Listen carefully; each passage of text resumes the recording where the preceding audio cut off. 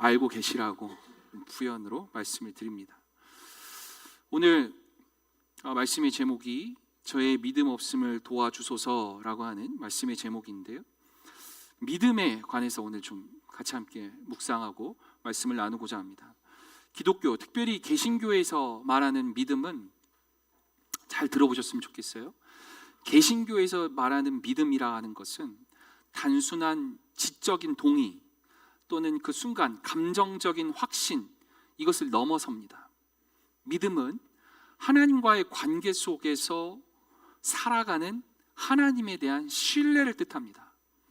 그리고 그리스도를 구주로 영접하고 그분의 말씀을 따라 살아가는 것이 참 기쁨이고 행복한 삶입니다 라고 결단하며 실천하며 살아가는 것이 믿음입니다. 그래서 여러분 잘 아시는 히브리서 11장 1절 뭐라고 합니까? 믿음을 이렇게 얘기하죠. 믿음은 바라는 것들의 실상이요 보이지 않는 것들의 증거니라. 아멘. 우리가 눈에 보이지 않는 하나님을 신뢰할 수 있는 것, 믿음이라 얘기하는 거고, 주님이 우리에게 주신 약속, 말씀을 통해서 우리에게 주신 그 약속, 성령을 통해서 우리에게 감화 감동 주시는 그 약속, 그것을 붙잡고 삶을 살아갈 수 있는 것, 이것 또한 믿음인 겁니다. 그래서 믿음은 다시 말씀드리지만 순간적인 결단, 결심, 감정, 이것이 아니라 인생 전체를 통해서 우리의 인생의 모든 여정의 삶의 자리를 통해서 지속적으로 하나님을 의지하며 나아가는 그 여정, 그 전체를 믿음이라고 정의할 수 있습니다. 그래서 우리가 나는 하나님을 믿습니다. 나는 예수가 나의 구원자이심을 믿습니다. 그 예수가 그래서 그리스도이심을 내가 믿습니다. 아멘. 이 믿음이 우리에게 모두 있을 줄 믿습니다. 사실 그래야만 합니다. 그래서 우리는 그런 이들을 우리는 성도, 참된 성도라고 우리는 부를 수 있죠.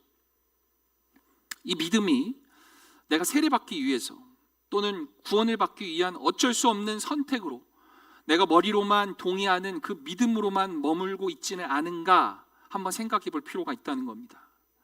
예수를 그리스도라고 믿는 이 믿음을 통해서 구원이 나에게 정말 선물같이, 정말 은혜로 나에게 임했을지라도 성도로 세상을 살아가는 그 과정은 여전히 우리에게 주어져 있다는 사실입니다. 믿음을 갖고 세상을 살아간다라고 하는 이 말 속에는 내가 예수를 그리스도라고 믿습니다라고 하는 그 순간, 한 선택, 그 결단, 그 순간에 머무르는 것이 아니라 우리의 삶의 전부를 통해서 하나님 앞에 서게 되어지는, 그 심판대 앞에 서게 되어지는 그날까지 그 모든 여생의 삶의 전부를 결단으로, 결심으로 살아가는 그 전부를 믿음이라고 우리가 말할 수 있다는 겁니다. 그런데 아시겠지만 우리의 이 삶의 이 여정 가운데, 이 과정 가운데, 믿음으로 살아가는 이 여정 가운데 시련이 있고 고난이 있고 아픔이 있습니다. 믿음을 흔들게 하는 여러 가지 많은 여건들이 우리들에게 펼쳐집니다. 그 삶의 자리 가운데서 오늘 성경의 이야기는 어떻게 그것을 극복해 가며 그 믿음을 굳건히 지키며 살아갔는가를 보여주는 아주 좋은 이야기입니다. 우리와 같은 고민을 했던, 우리와 같은 처지에 놓여졌던 그 사람이 있었던 거죠. 시끌벅적한 광경이 우리 눈앞에 펼쳐져 있습니다. 사람들은 웅성거리기 시작합니다. 제자들은 바리새인들과 논쟁을 합니다. 그 순간 예수님께서 쟤네들 저기서 뭐하고 있나 싶은 마음으로 아마도 찾아갔을 겁니다. 사람들은 야, 예수님이 나타났대, 저자가 예수래 라고 웅성거리면서 깜짝 놀라 주님께 찾아갔습니다. 그리고 예수님이 물었습니다.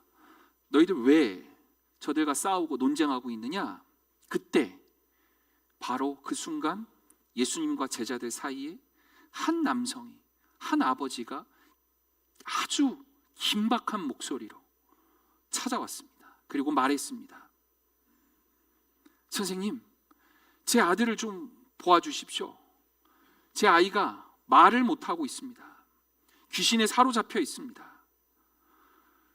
이 귀신이 아이를 넘어뜨리고 거품을 물게 하고 몸을 뻣뻣하게 만듭니다. 그래서 제가 당신의 제자들에게 이 귀신을 내쫓아달라고 했지만 그들은 할 수 없었습니다.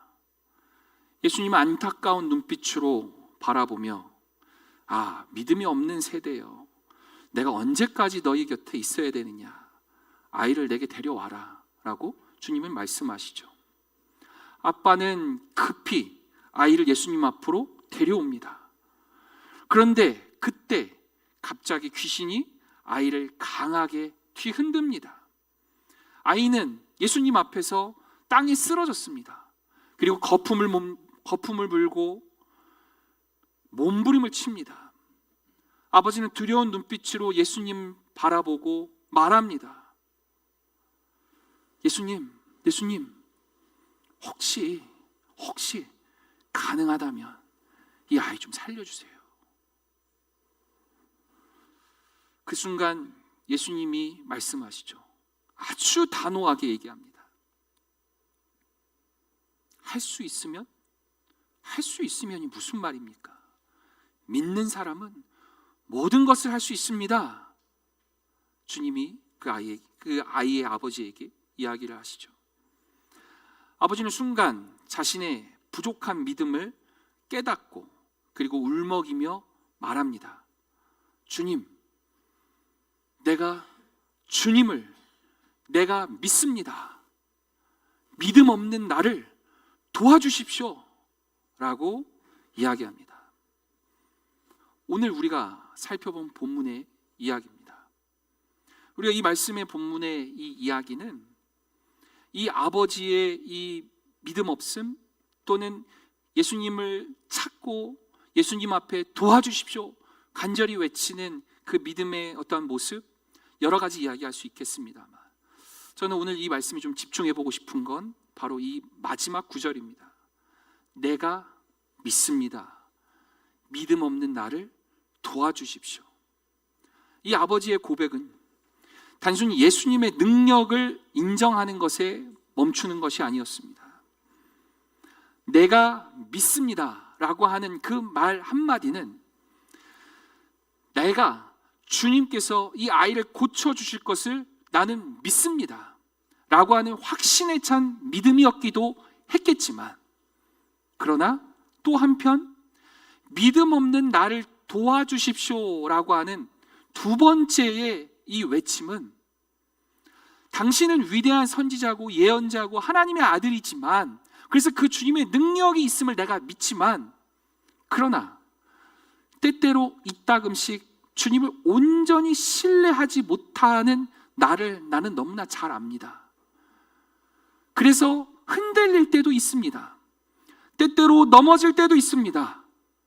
그러지 않도록 전능하신 하나님의 아들 예수여 나를 도와주십시오 라고 하는 매우 솔직하면서도 정직하면서도 그 삶을 믿음으로 살아가겠노라고 외치는 믿음의 결단이었다는 사실입니다.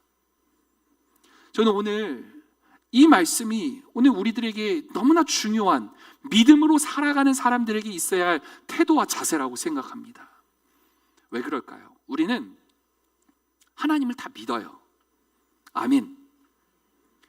주님이 나의 구원자이심을 믿습니다. 주님이 나의 그리스도이심을 우리가 믿습니다.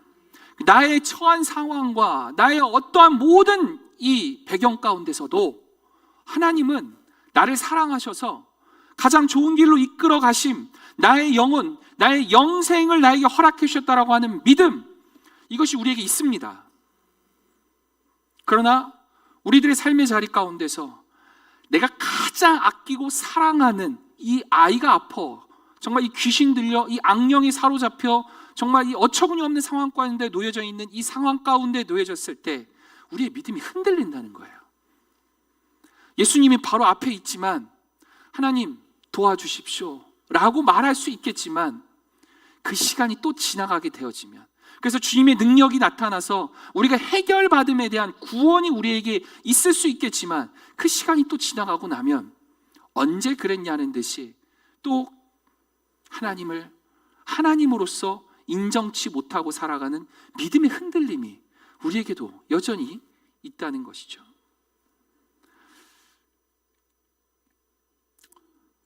사탄은 우리의 믿음을 흔들리게끔 하는 전략을 아주 잘 씁니다. 아주 전략적으로 사용을 합니다. 예전에 1950년대겠죠. 1945년쯤 제2차 세계대전 당시에 나치는 수용소 안에 유대인들을 비인간적으로 취급하며 그들의 자존감을 무너뜨리고 그들을 학살하는 그런 만행을 저질렀습니다. 역사에 기록되어져 있죠.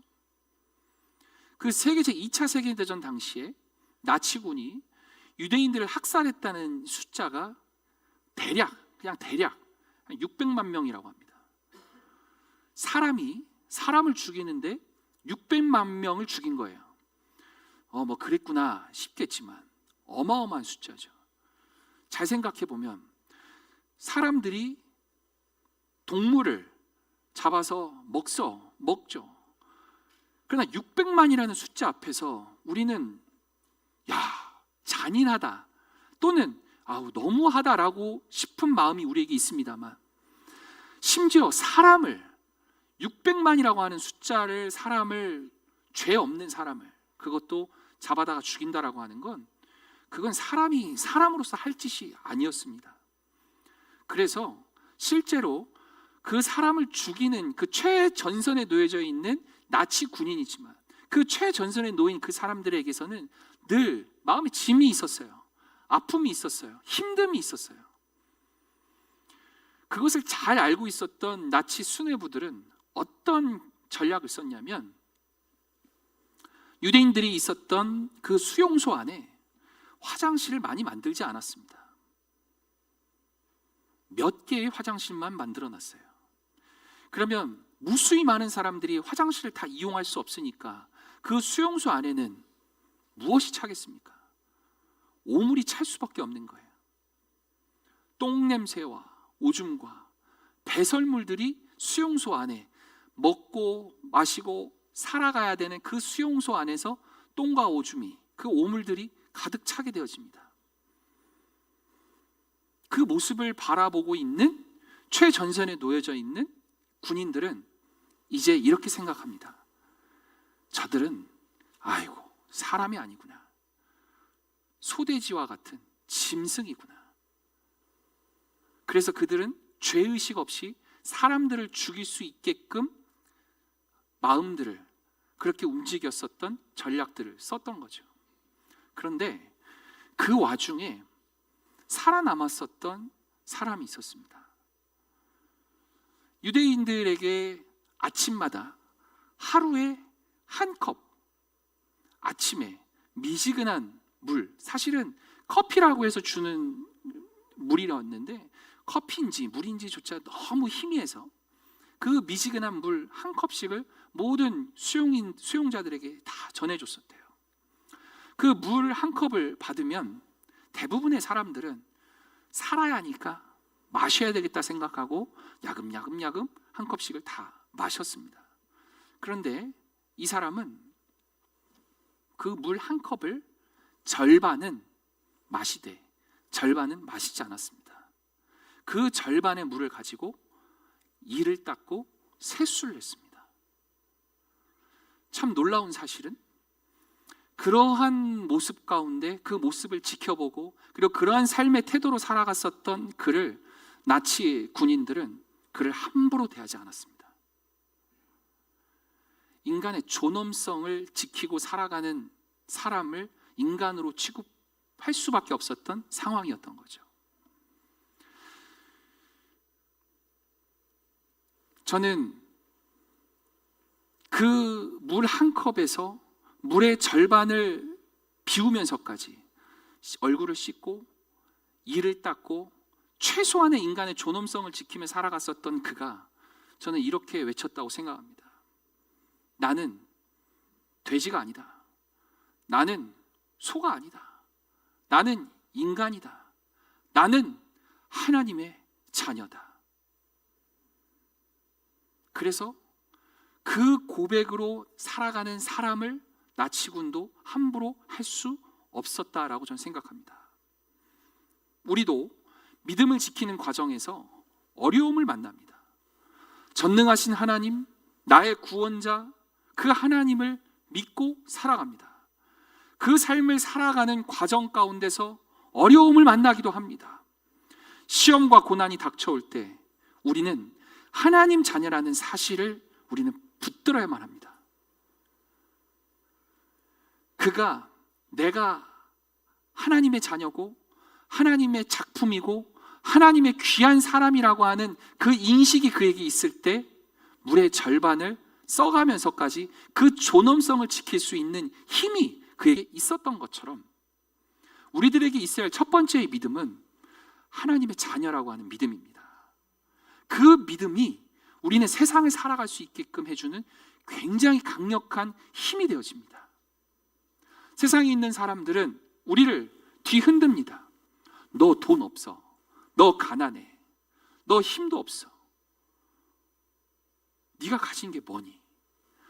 그 모든 상황 가운데서 나를 지킬 수 있는 것은 나 스스로를 지켜나갈 수 있는 존엄함입니다. 인간됨의 존엄함입니다. 그 무엇도 나의 인간됨을 침해할 수 없고 그 무엇도 나의 나됨을 방해할 수 없다. 그 자유함. 그리고 그 근본에는 하나님이 나를 지으셨음에 대한 감사 사실, 그것을 인식할 수 있을 때 우리의 그 인간된 존엄됨을 더 지켜 살아갈 수 있게 되어지는 것이죠.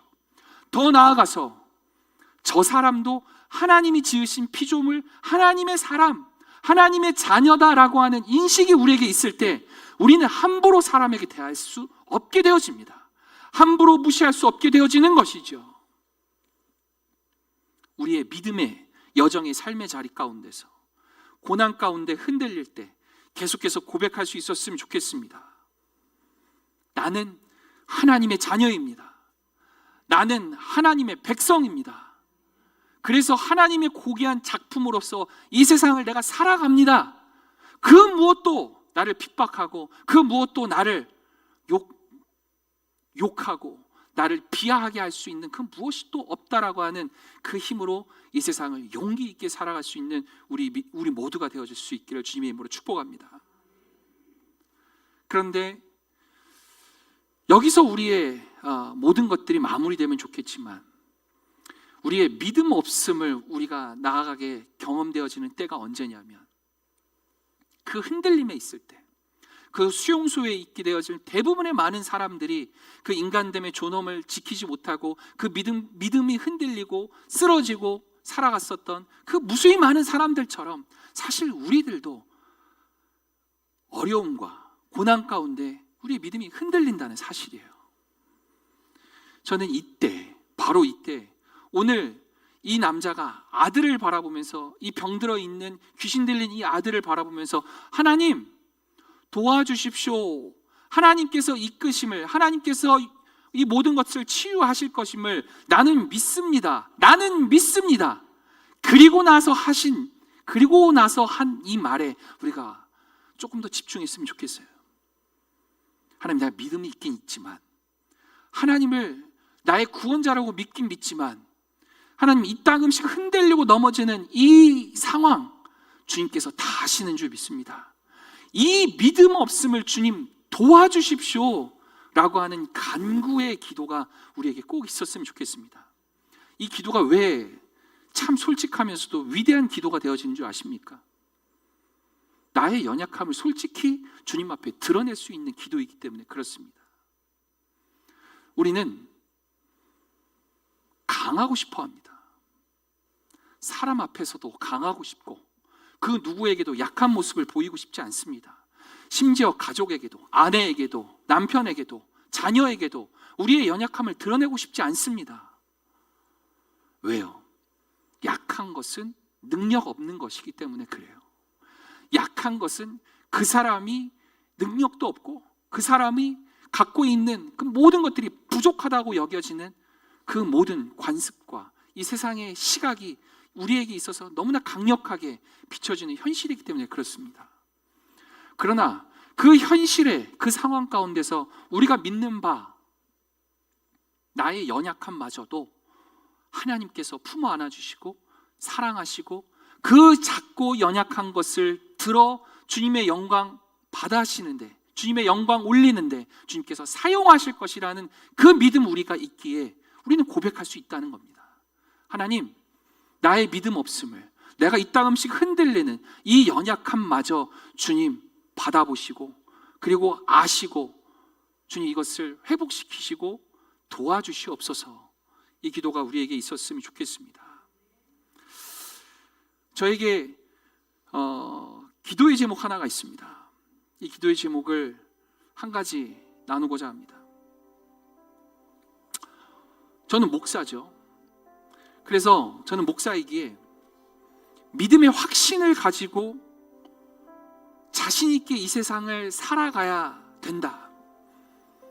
그래서 내가 믿는 신앙, 하나님이 그리스도이심을, 예수님이 그리스도이심을, 만군의 주 여호와 하나님을 섬기고 살아가면 우리에게 하나님께서 복 주시고 우리 하나님께서 나에게 모든 것을 허락해 주신다라고 하는 그 믿음으로 세상 살아가야 하고, 여러분에게도 자신이 있게 강하게 선포해야 되는 줄 믿습니다.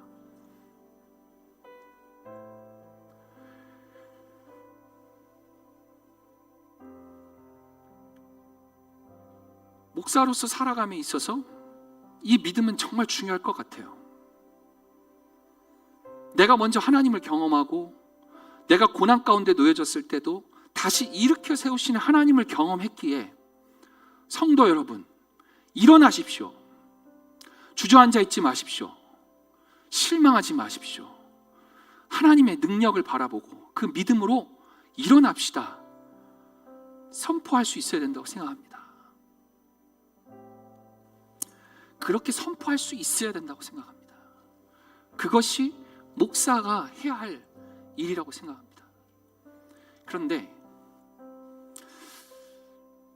요즘 들어 제가 정말 기도하면서 드는 생각이 뭐냐면, 그 선포가, 그 하나님께 나아가는 그 믿음이, 그리고 여러분들에게 드려지는 그 강한 메시지들이 혹여나 어떤 누군가에게는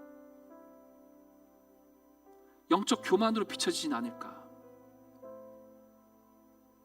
너무나 고되고 힘든 그 길을 밀어붙이고 있는 건 아닐까. 그래서 이들의 삶이 정말 그 믿음의 길이 맞긴 맞는데, 내가 그래서 그 확신의 그 길을 내가 먼저 가고 먼저 경험해서 그것을 여러분들에게 그 믿음 지키고 살아가시는 것이 가장 복된 길입니다 라고 외치고 그 길 그렇게 가야 합니다 라고 말하지만, 혹여나 목사님이 당신만이 아는 그 영적 그 경험만으로 우리를 너무 강하게 밀어붙이는 건 아닙니까? 라고 하는 어려움과 그 마음의 힘듦과 시험이 혹시 있지는 않을까 싶은 생각도 들어요.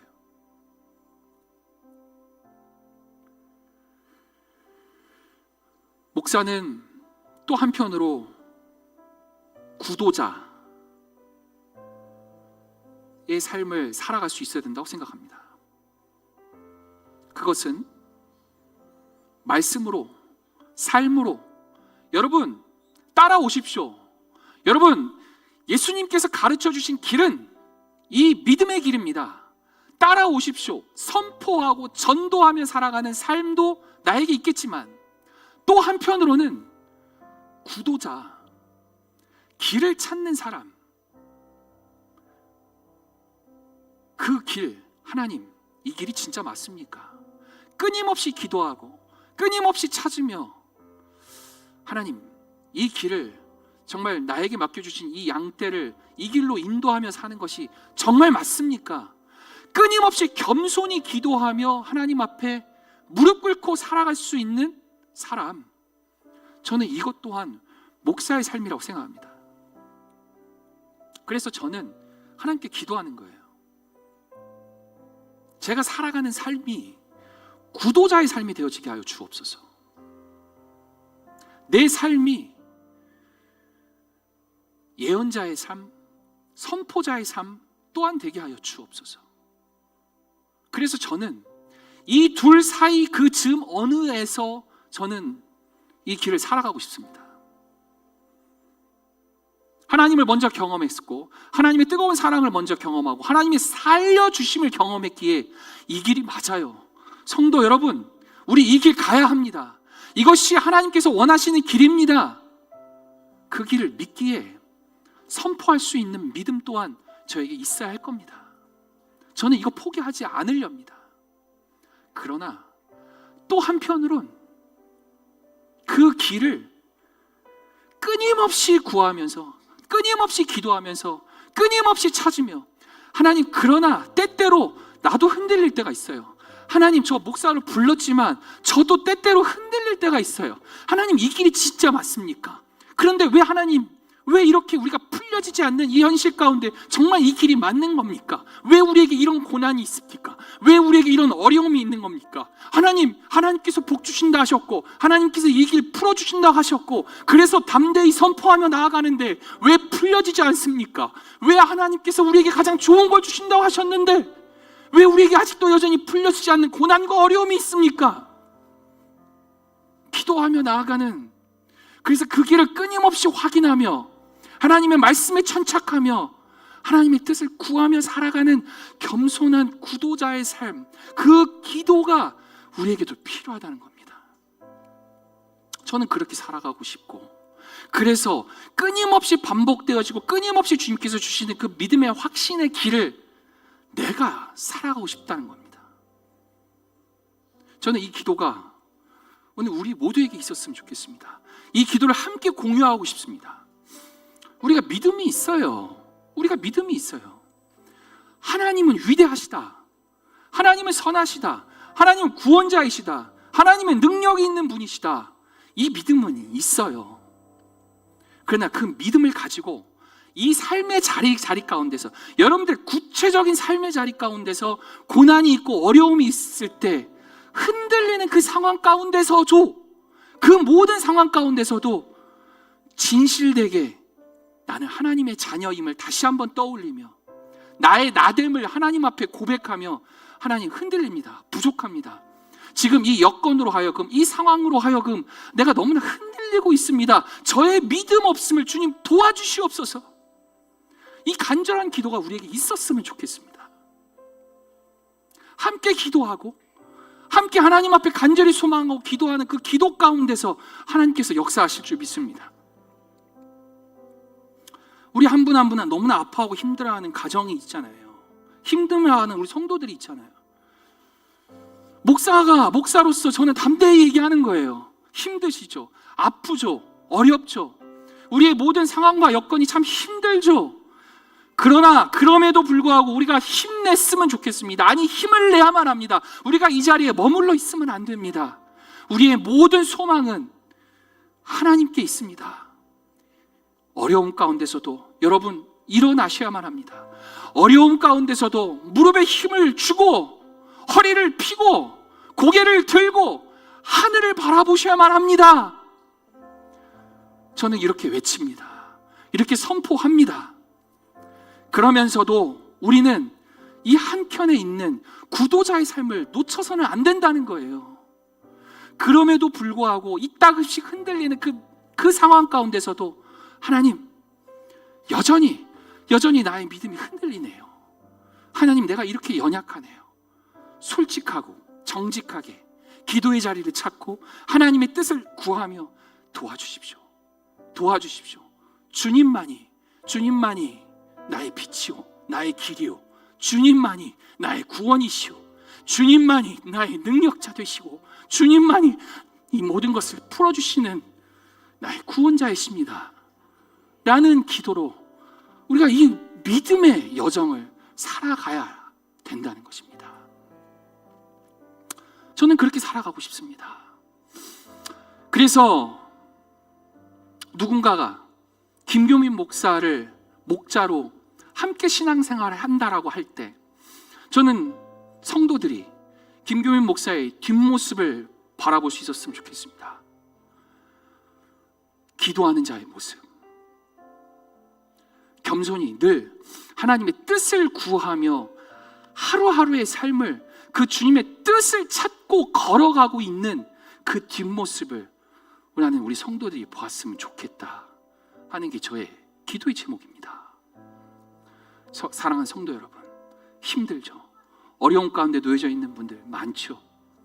담대하게 선포합니다. 믿음 붙잡으십시오.